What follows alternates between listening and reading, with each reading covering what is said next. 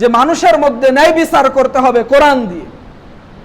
রসুল সে কথাই বলেছেন, ওমান হাকিমা বিহি আদালা, যে ব্যক্তি দেশ চালায় কোরআন দিয়ে সেই ব্যক্তি ইনসাফ কায়েম করতে পারবে। এজন্য বর্তমান স্বাধীন বাংলার যারা সরকারে গিয়েছে বা তত্ত্বাবধায়ক সরকারে ডক্টর ইউনূস সাহেব থেকে শুরু করে যতজন এই তালিকার মধ্যে আছেন, প্রত্যেকের কাছে আমাদের আকুল আবেদন, এই স্বাধীন বাংলার 17 থেকে 18 কোটি মানুষের হৃদয়ের দাবি, প্রাণের দাবি যে আপনারা এই বাংলাদেশের মধ্যে ন্যায় বিচার কায়েম করেন। আপনারা বলেছেন যে ন্যায় বিচার করবেন, তবে গণতন্ত্র দিয়ে ন্যায় বিচার কায়েম করা কোনোদিন সম্ভব না। ডক্টর ইউনূস সাহেব বা তত্ত্বাবধায়ক সরকারের মধ্যে যারা আছেন প্রত্যেকের কাছে আমাদের দাবি, ন্যায় বিচার যদি কায়েম করতে চান, মানুষের মধ্যে যদি শান্তি, যদি আপনারা শান্তির আলো, শান্তির আশা যদি বিলায় দিতে চান, একটা মাত্র মাধ্যম, সেটাই হলো কোরআন। কোরআন দিয়ে দেশ পরিচালনা করুন, দেখবেন মুহূর্তের মধ্যে 1-2 বছর লাগবে না, কয়েকটা মাসের মধ্যে এই বাংলার প্রত্যেকটা ইঞ্চি জমিনে শান্তির হাওয়া বইতে শুরু করবে। এই কোরআন দিয়ে বিচার কার্য পরিচালনা করা ছাড়া কোনোদিন এই বাংলাদেশের মধ্যে ন্যায় বিচার করা সম্ভব না। রসুল বলেছেন ফাহকুম বাইনান নাস, এটা আল্লাহর বক্তব্য। রসুল পরে বলেছেন যে ওমান হাকিমা বিহি আদালা, যে সরকার প্রধান কোরআন দিয়ে দেশ পরিচালনা করে সেই ন্যায় বিচার করে।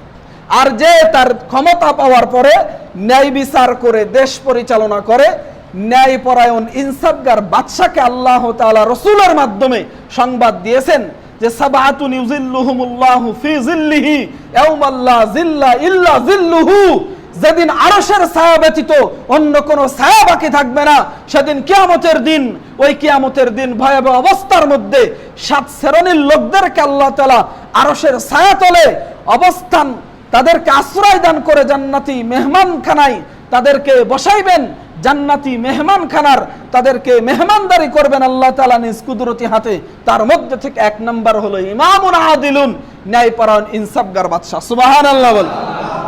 যারা সরকার প্রধানে আছেন তাদের কাছে দাবি, যদি ন্যায়পরায়ণ বাদশা হিসাবে যদি কবর জগতে যেতে চান, তবে এই রসুল যে সুসংবাদ দিয়েছেন আল্লাহ তাআলা আরশের ছায়াতলে আশ্রয় দান করে জান্নাতি মেহমানখানার মেহমান হিসাবে কবুল করে নেবেন। সুবহানাল্লাহ বলেন। এটা হবার জন্য কোরআন দ্বারা দেশ চালাইতে হবে। কোরআন দ্বারা কি চালাইতে হবে? দেশ চালাইতে হবে। কোরআন কিন্তু পূর্ণাঙ্গ জীবন ব্যবস্থা। কোন ব্যক্তি যদি এটা মনে করে যে কোরআন শুধু নামাজ কালাম রোজা হজ যাকাতের জন্য এতটুকুই, কোরআন শুধু মসজিদ মাদ্রাসার জন্য এতটুকুই, সে মুসলমান থাকবে না। কোরআন আল্লাহ পাক রব্বুল আলামিন কিয়ামত পর্যন্ত মানুষের জন্য পূর্ণাঙ্গ জীবন ব্যবস্থা, এটা আংশিক না, পূর্ণাঙ্গ জীবন ব্যবস্থা। এই বিশ্বাস যে নাই, সে অন্য যে দলের যে যাই হোক না কেন, সে অন্তত মুসলমান হতে পারবে না। পারবে কি বলেন? পারবে না। আল্লাহ তাআলা বলেন ওয়াংজালনা ইলাইকা যিকরা লিতুবায়্যিনা লিন-নাস মা নুজিলা ইলাইহিম ওয়া লাআল্লাহুম ইয়াতাফাক্কারুন। 7 আসমানের উপর থেকে কোরআন নাজিল করেছে লিন-নাস, মানুষদের জন্য। এবার লিন-নাস আলিফ লাম ব্যবহার করা হয় 13টা মানার জন্য, তার মধ্যে থেকে একটি মানা হলো জীবিত মানুষের জন্য। অর্থাৎ জীবিত মানুষ কিয়ামত পর্যন্ত থাকবে কি থাকবে না? কিয়ামত পর্যন্ত আনেওয়ালা সমস্ত মানুষের জন্য পূর্ণাঙ্গ জীবন ব্যবস্থার নাম হলো কি? আল কোরআন। এজন্য আল কোরআন দ্বারা দেশ পরিচালনা করতে হবে, নতুবা এই দেশে শান্তি আসবে না। এই 15 বছর ধরে 16 বছর ধরে একজনেরা শোষণ করছে, শাসনের নামে শোষণ করেছে, আবার এরকম কেউ আসবে, সেও এরকম শোষণ করবে। তবে হ্যাঁ, যদি কোরআন দিয়ে দেশ পরিচালনা করে তবেই শান্তি আসবে। আসবে কি আসবে না? হ্যাঁ। পরে দাউদ আলাইহিস সালাতু ওয়াস সালামকে আল্লাহ তাআলা বলেন যে ফাহকুম বাইনান নাস, যে দাউদ আপনাকে রিসালাতের দায়িত্বের পাশাপাশি রাজত্ব দান করেছি, ফাহকুম বাইনান নাস, মানুষের মধ্যে ন্যায় বিচার করবেন। ওয়ালা তাত্তাবিল হাওয়া, কিন্তু আপনি মন মতো বিচার করবেন না। আপনার মনে যেটা চাইছে তাই দিয়ে বিচার করবেন না। যদি আপনার মন মতো বিচার করেন, মন মতো আইন বানায়া, আপনার আপনজনদের নিয়ে বা আপনার অধীনস্থদেরকে নিয়ে একটা বসাবসি করে একটা আইন বানাইলেন, এই আইন দিয়ে আপনি দেশ পরিচালনা করবেন, আপনি রাজত্ব চালাইবেন, এমনটা না। ফাহকুম বাইনান নাস বিল হাক্কি, ন্যায় বিচার করবেন আসমানি কিতাব দিয়ে। ওয়ালা তাত্তাবিল হাওয়া, কিন্তু মন মতো আইন বানায় দেশ পরিচালনা করা যাবে না। যদি করেন ফায়ুদিল্লাকা আন সাবিলিল্লাহ। আল্লাহ রসুলকে বলতেছেন, নবী দাউদ পয়গম্বরকে বলতেছেন যে আপনি যদি নিজের মন মতো মানুষের মধ্যে আইন বানায়া বিচার করেন, ফায়ুদিল্লাকা আন সাবিলিল্লাহ, আপনি আল্লাহর রাস্তা থেকে গুমরা হয়ে যাবেন। নাউজুবিল্লাহ বলেন। পরে আল্লাহ তাআলা বলেছেন যে নবী ইন্নাল্লাযীনা ইয়াদিল্লুনা আন সাবিলিল্লাহ, তবে শুনে রাখুন যে বা যারা আল্লাহ তাআলার রাস্তা থেকে গুমরা হচ্ছে আর হবে। ইয়াদিল্লুনা ফি'লে মুজারে, এটা ভার্ব, এটা ক্রিয়া। এটাকে আল্লাহ ফি'লে মুজারেকে আল্লাহ তাআলা দুইটা কাল দিয়ে বানাইছেন, বর্তমান, ভবিষ্যৎ, প্রেজেন্ট, ফিউচার, হাল, মুস্তাকবিল।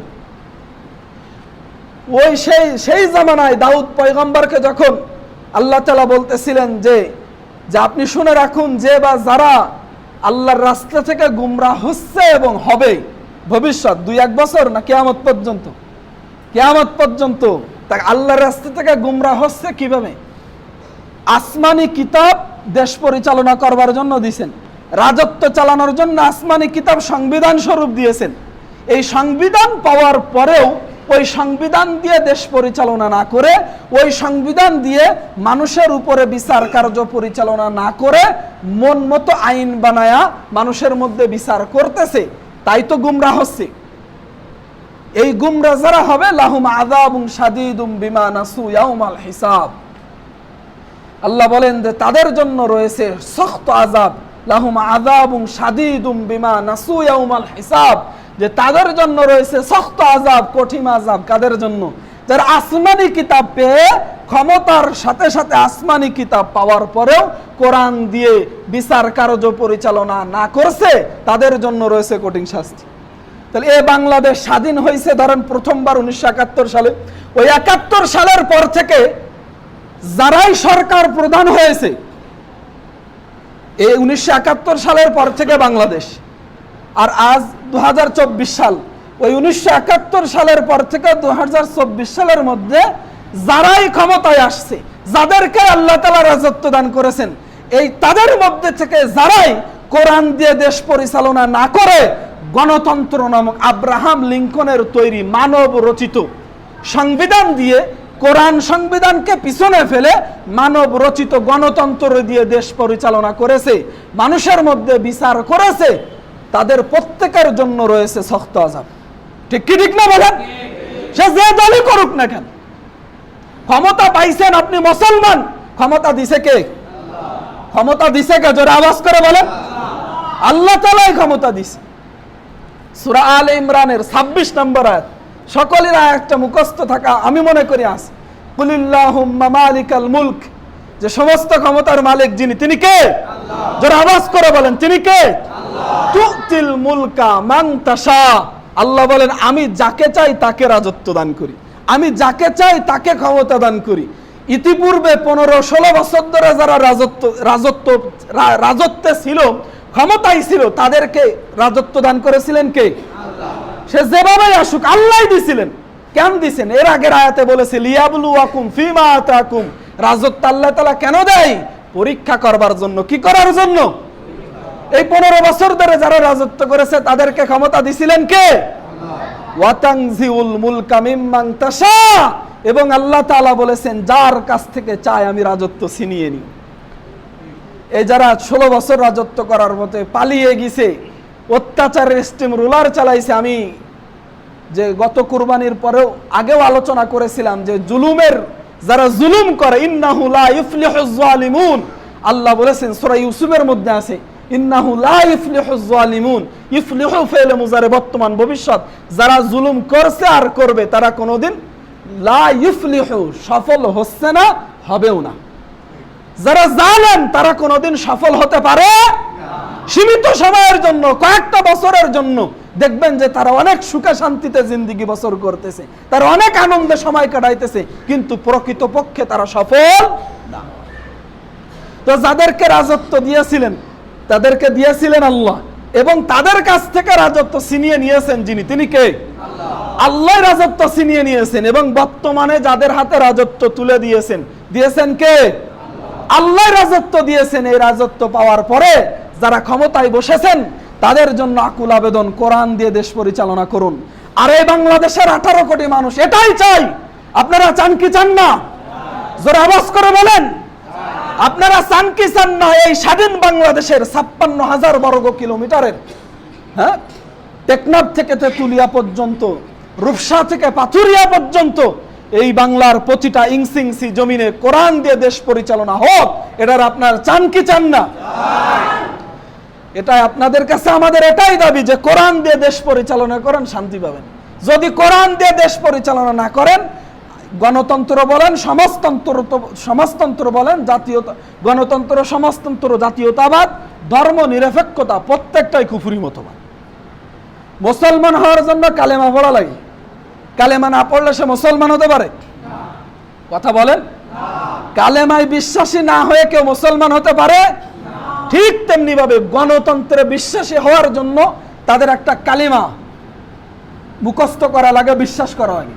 সেটা হলো যে সমস্ত ক্ষমতার মালিক হলো জনগণ, সমস্ত ক্ষমতার মালিক হলো জনগণ। এটা যে বিশ্বাস করে না সে গণতন্ত্রে বিশ্বাসী হতে পারে না। যেমন লা ইলাহা ইল্লাল্লাহ যে ব্যক্তি বিশ্বাসী না, সে আর যাই হোক সে মুসলমান না। ঠিক তেমনি ভাবে যে সমস্ত ক্ষমতার মালিক জনগণ, এটা যে বিশ্বাস করে না সেও গণতন্ত্রে বিশ্বাসী হতে পারে না। অথচ এই কথাটা একেবারে প্রকাশ্য কোরআন বিরোধী। আল্লাহ তাআলা বলেন ইন্নাল্লাহা আলা কুল্লি শাইইন কাদির, সমস্ত ক্ষমতার মালিক যিনি, তিনি কে? আল্লাহ। জোরে আওয়াজ করে বলেন, আল্লাহ তাআলাই সমস্ত প্রশংসার মালিক, কিন্তু গণতন্ত্রের কালেমা ভিন্ন। এজন্য আমাদের হাক্কানি উলামায়ে কেরামের স্পষ্ট ফতোয়া, গণতন্ত্র, সমাজতন্ত্র, ধর্ম নিরপেক্ষতা, জাতীয়বাদ, প্রত্যেকটাই হলো কি? ধর্ম নিরপেক্ষতা, প্রত্যেকটাই হলো কুফরি মতবাদ। এই কুফরি মতবাদ দিয়ে 1971 সাল থেকে এই 2024 সাল পর্যন্ত বাংলাদেশ চলতে পারে, কিন্তু আগামীর প্রজন্ম, আমরা ইসলাম পেয়েছি, আমরা চাই এই স্বাধীন বাংলায় কোরআন দিয়ে দেশ চলুক। সবাই বলেন ঠিক কি ঠিক না? আমরা চাই কোরআন দিয়ে এই বাংলা সাথ চলবে। যদি কোরআন দিয়ে দেশ চলতো, কোরআন যদি এই বাংলাদেশের সংবিধান হতো, তবে হাজার হাজার মানুষ আয়না ঘরে বছরের পর বছর বন্দী থাকতো।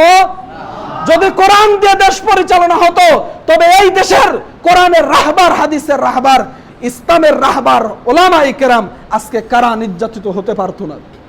জসিমউদ্দিন রহমানী সাহেব আজকে তার কেউ নাই দুনিয়াতে, দীর্ঘ 12টা বছর ধরে জেলে আছে। স্ত্রী নাই, ছেলে মেয়ে নাই, বাপ মা কেউ নাই। বড় একটা বোন ছিল, এই গতকালকে তার জানাজা হয়েছে। দীর্ঘ 12টা বছর ধরে সে জেলে বন্দী আছে। কারণ কি? উনি সেটা এই বোনের জানাজায় উপস্থিত হয়ে সেই ঘটনাটাও বলছে যে কোন কারণে এই ফ্যাসিবাদী সরকার, এই কুলাঙ্গার সরকার হাসিনা গ্রেফতার করেছে। তার কারণ হলো যে হিন্দুদের দুর্গা পূজার সময় হাসিনা একটা বক্তব্য দিছিল হিন্দুদের মন্দিরে উপস্থিত হয়ে, যে আমরা শুনেছি, এটা হাসিনার বক্তব্য, আমার না, কিন্তু হাসিনা বলেছিল যে আমরা শুনেছি যে বছর দুর্গা, মা দুর্গা জগে চড়ে আসে, সে বছর ফসল খুব ভালো হয়। এবারও আমাদের দেশে ফল ফসল খুব ভালো হয়েছে, আমাদের মনে হয় এইবার মা দুর্গা ওই জগে না ডগে চড়ে আইছে।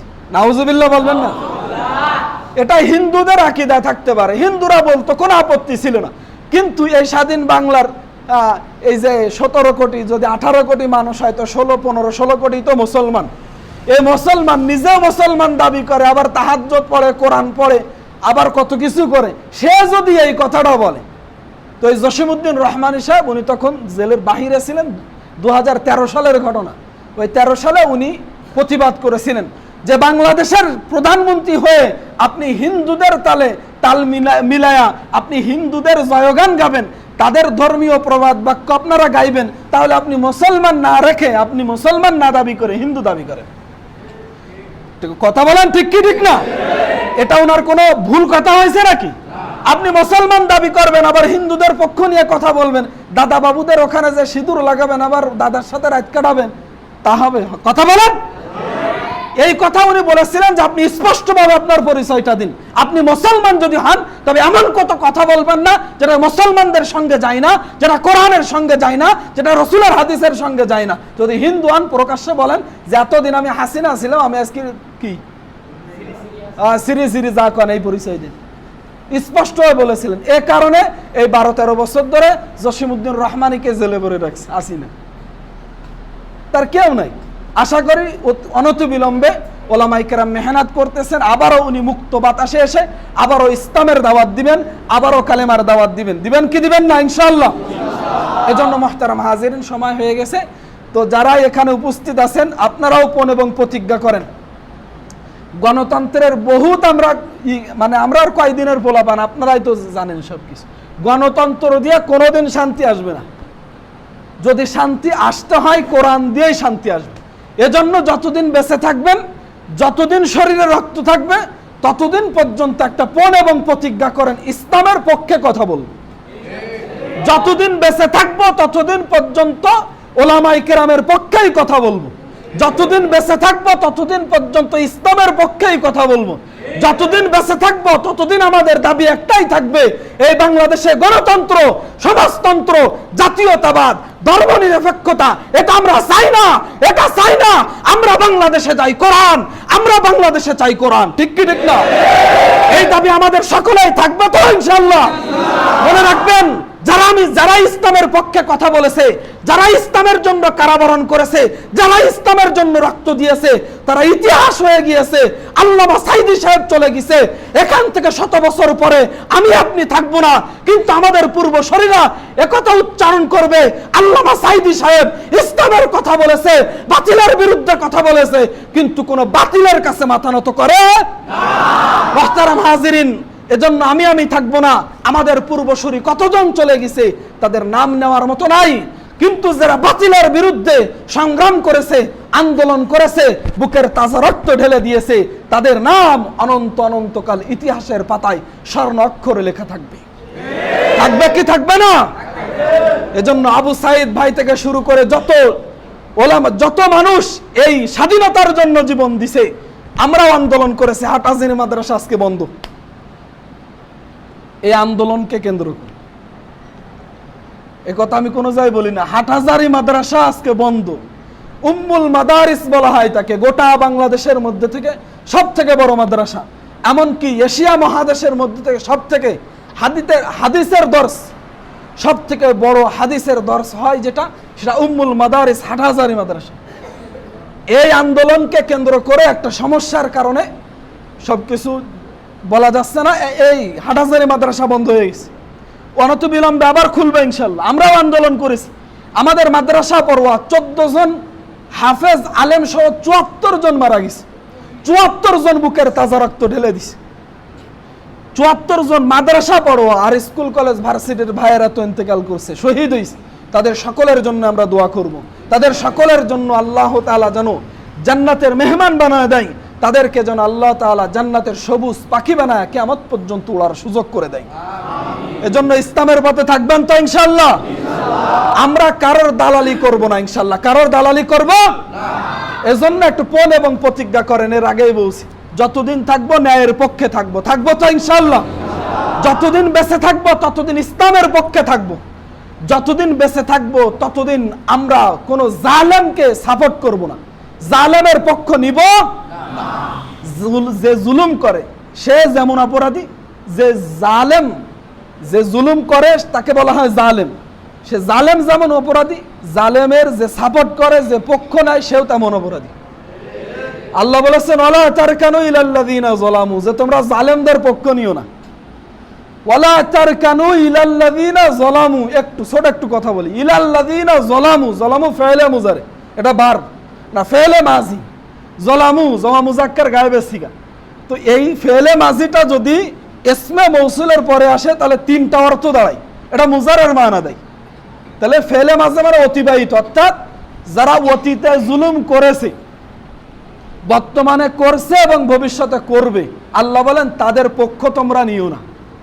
এখনো পর্যন্ত যারা এখানে ওখানে বসে জালেমদের পক্ষে সাফাই গাচ্ছেন, এখনো পর্যন্ত জালেম স্বাধীন বাংলা থেকে বিতাড়িত হয়েছে, স্বৈরাচারী শাসক এই দেশ থেকে বিতাড়িত হয়েছে, এখন আপনাদের অন্তর জ্বলে, তাদের পক্ষে এখন আপনারা রাস্তায় নামেন। আপনাদের লজ্জা হওয়া দরকার।